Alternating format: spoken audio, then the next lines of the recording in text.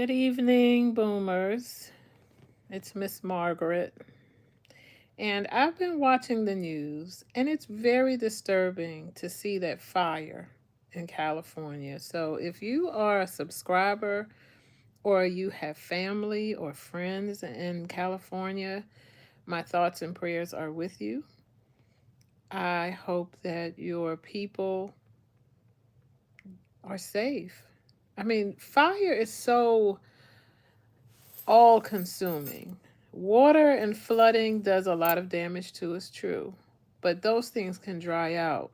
When something is burnt to a crisp, there's no coming back from that.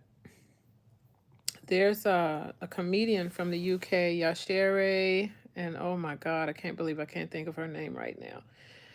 But she posted on Instagram, I believe, about losing her home. She's a Nigerian who grew up in, well, Nigerian by culture and pedigree, but she grew up in the UK. She's a hilarious comedian, and she was so heartbroken. Her house burnt down last night. And she's talking about how it's not actually the house, they can rebuild the house.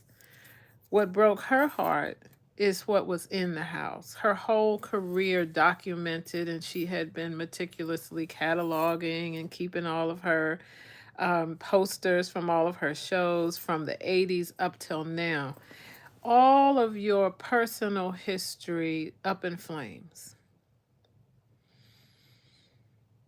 It can happen with a flood, it can happen with a hurricane, it can happen with many things, but something about fire, it's violent in ways that water can't compete. So I'm just sitting here in my favorite pajamas and not a I have my worries, but that's a worry. I'll take my worries any day over that. Have you ever thought about what you would do if the government, if your local authorities, if your firefighters or EMS services people came banging on the door and said, "Let's go. You got to go now." My first thought would not be to see if I can negotiate, but I can promise you I would be so confused. What would I pack? What's important to me?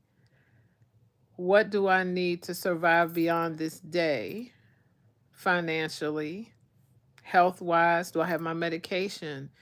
What about my jewelry? What about my favorite pair of shoes? I mean, you become petty because you just can't believe that you have to pick and choose, cherry pick what's important to you and what you need to survive.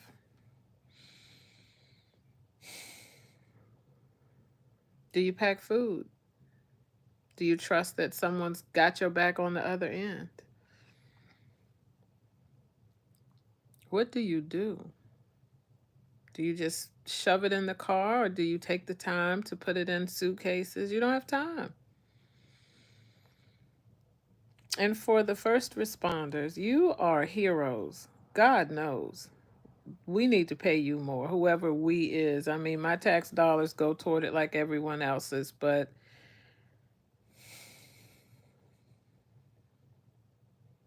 it's heartbreaking.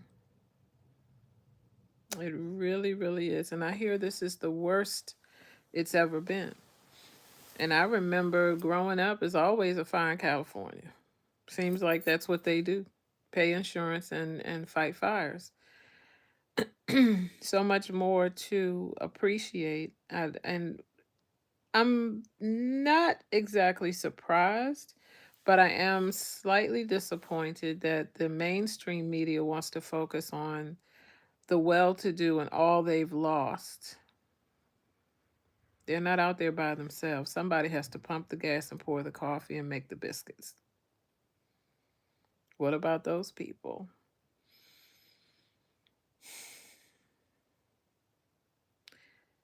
If you are a praying person, pray for them. If you're not a praying person, think of them. Think about what you can do to assist. I mean, I'm at a loss until the smoke clears, figuratively and literally speaking. What do you do? People are running down the street away from their vehicles, bulldozers having to move cars out of the way because people fled and left them right there. They can't get to the fire because the cars are in the way.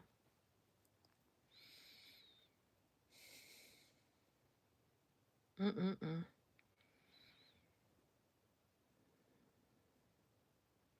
If you know of a charity or a place to donate items, please put it in the comment section below.